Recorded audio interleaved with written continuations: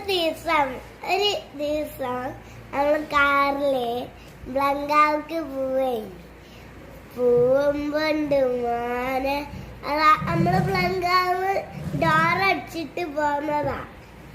പക്ഷെ ഡോറ് തുറന്ന് അപ്പൊ ഡോറടിച്ച് പോന്നും ചെയ്ത് പിന്നും തുറന്ന് പിന്നെ നമ്മള് ആ വാതിലിൻ്റെ ഉള്ളിൽ കേറിയപ്പോ ഒരു ബോസ് ഉണ്ട്.